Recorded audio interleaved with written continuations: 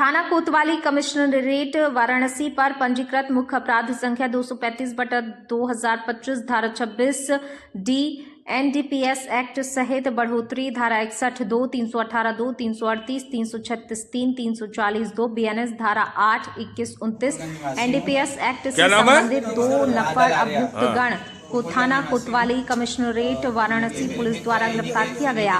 Police आयुक्त वाराणसी द्वारा अपराधों की रोकथाम और चोरी लूट की घटनाओं के सफल अनावरण और वांछित फरार अभियुक्तों की गिरफ्तारी हेतु चलाए जा रहे अभियान के क्रम में पुलिस उपायुक्त काशी जोन के निर्देशन में अपर पुलिस उपायुक्त काशी जोन के पर्यवेक्षण में एवं सहायक पुलिस आयुक्त कोतवाली सहित प्रभारी निरीक्षक कोतवाली के कुशल नेतृत्व में कब्जे रफ्त से संबंधित थाना स्थानीय पर पंजीकृत मुख्य अपराध संख्या 235/2025 धारा 26D एनडीपीएस एक्ट बढ़ोतरी धारा 61(2), 338, 336(3), 340(2), बीएनएस धारा 8, 21, 29 एनडीपीएस एक्ट बनाम शुभम जायसवाल, भोला प्रसाद सहित अन्य से संबंधित 2 नफर अभियुक्तगण को थाना कोतवाली पुलिस एसओजी टीम द्वारा पकड़कर थाने पर पूछताछ हेतु लाकर पूछताछ के उपरांत साक्ष्य पाए जाने पर अभियुक्तगण को आज दिनांक 7 दिसंबर को समय 20:50 पर थाना कोतवाली परिसर में ही गिरफ्तार कर उनके विरुद्ध अग्रिम विधिक कार्यवाही किए जाने की प्रक्रिया प्रचलित है।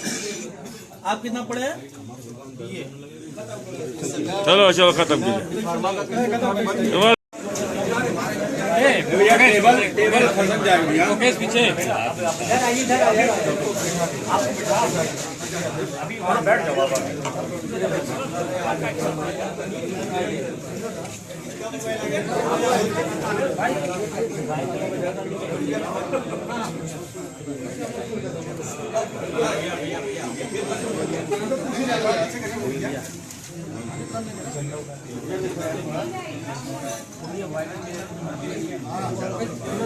इधर देखो भाई, या इधर देखो ना, या मुंह खुलवा दो।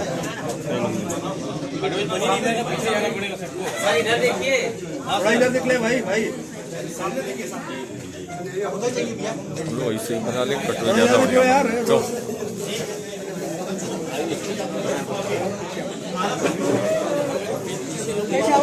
जगह एकदम सॉलिड।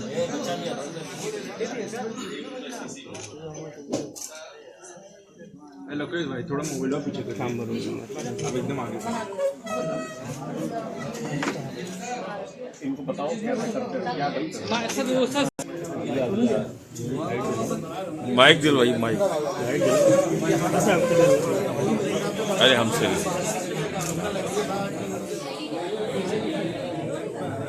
सर पहले बोल दीजिए, थोड़ा पीछे हो जाए लोग, टेबल आगे हो जाएगा थोड़ा। टेबल मेरा नाम विशाल जायसवाल है। तो जाओ। मैं हुकुलगंज निवासी S10/133 B8 हुकुलगंज निवासी हूँ। मेरे मामा का लड़का है जो दिलीप जायसवाल, उसके पिता का नाम है, उसका नाम दिवेश जायसवाल सानू है। उसी ने मेरा फार्म खुलवाया था हरिओम फार्मा के नाम से, जो अनोला पांडेपुर में है। वही माल मंगवाता और बेचता था। मेरे नाम से फार्म खोल दिया था और सारा काम करता था। करीबन 2 करोड़ रुपए तक का लेन देन मेरे फार्म के नाम पे वो किया था, जिसमें वो 20 से 25 से 30 हजार रुपये महीने हमें देता था।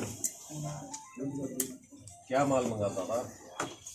माल हमें पता चला कि सिरप मंगाता था। तुम्हारा क्या रोल था? हमारे दुकान में कभी माल आया नहीं, ना हमने कभी बेचा है। किस हिसाब से कमीशन मिलता था? कुछ बताया था कैसे देंगे पैसा आपको? हमें महीने में 25,000 30,000 रुपए जितना भी माल बेचता था हमें दे देता था। तो बताना क्या माल बेच रहे हैं ये बताया कुछ? नहीं। पैसा कैसे देता था? पैसा कैश। ये बताओ और कौन था उसके साथ, देवेश के साथ और कौन था जो आपकी जानकारी में? देवेश के साथ अमित जायसवाल थे। अरे तुमको 30,000 रुपया क्यों देता था? तुम क्या करते थे वहाँ? क्या रोल था? 30,000 में तुम्हारा क्या रोल था? क्यों देते? बस हमारे नाम पर फॉर्म बनाया था इसलिए हमें दे देता था। तो तुमको कैसे शक हुआ कि ये गलत काम हो रहा है? तुमको 6 महीने पहले जब हमें एनसीबी का नोटिस आया तब हमें शक हुआ कि ये गलत काम हो रहा है, तब हम अपना जाके जीएसटी बंद करवा लिए थे। कितने दिनों से काम चल रहा था ये करीबन 1.25 साल से। 6 महीने पहले पता चला, 9 महीने कहाँ थे भैया तुम?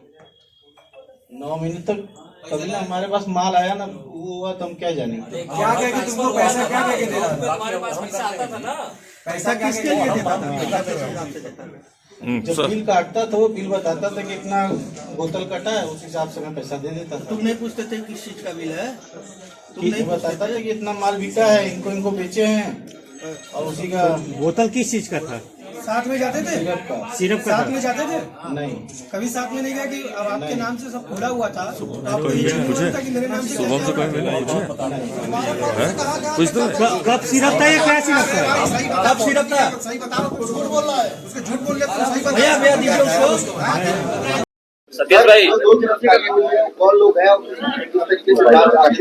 देखिए अभी पिछले महीने यहाँ पे ड्रग विभाग के द्वारा कोतवाली थाने में बनारस में एक एफआईआर लिखवाई गई थी जिसमें 28 फर्मों के नाम दिए गए थे कि इनके द्वारा जो है कोडिन युक्त सिरप जो है वो यहाँ पे अपनी पूरी बता नहीं पा रहे हैं कहाँ पे इनके द्वारा पूर्ति की गई है उन फर्मों के द्वारा।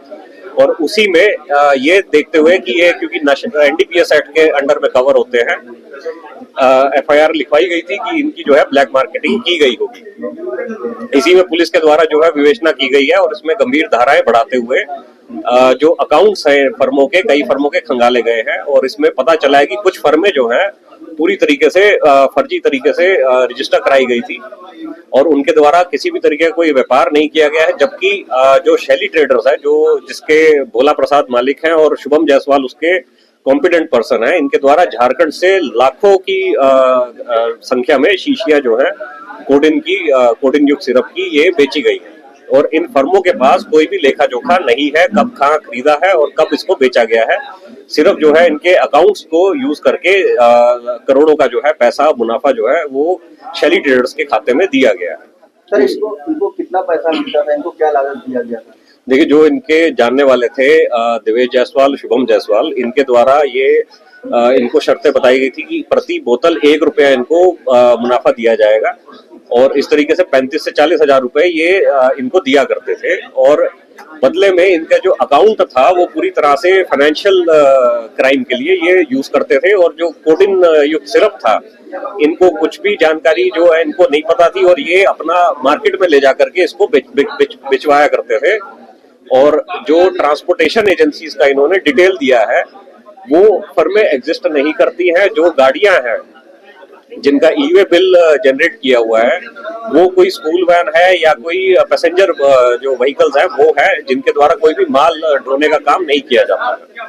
सर क्या जो कितने साल से ये लोग इस कारोबार में इन्वॉल्व हैं? अभी इनके द्वारा बताया गया जुलाई 2024 में ये फर्में जो है खुलवाई गई थी। सर ये जिस तरीके से 12th पास अपने आप को बता रहे हैं होलसेलर का लाइसेंस इनको दिया गया था तो क्या ड्रग विभाग के भी लोगों ने नाम लिया है? देखिए जो लाइसेंस जारी कर दिया जो फर्म ड्रग बेचने के लिए ये जो दवाइयां बेचने के लिए जो फर्म होती है इसके लिए या तो डी फार्मा का आपको सर्टिफिकेट चाहिए रहता है या फिर एक एक्सपीरियंस सर्टिफिकेट 3 साल का मैंडेटरी है। उसका जो एक्सपीरियंस सर्टिफिकेट है ये इनके साथी दिवेश जायसवाल जो एक फार्मा फर्म चलाते हैं उनके द्वारा फर्जी तरीके से जारी किया गया है इन लोगों को और उसी को आधार बनाते हुए ड्रग विभाग को ये दिया गया जिसके बाद ये लाइसेंस जारी किया गया। लेकिन सर डी फार्मा की डिग्री जो एक्सपीरियंस सर्टिफिकेट है 3 साल का उसको भी माना जाता है उसके बाद भी ये लाइसेंस जारी किया जा सकता है। कहीं ना कहीं इसमें सर ड्रग विभाग की भी भूमिका संदिग्ध मानी जाती है। देखिए बाकी अभी जांच की जा रही है, जांच का विषय है और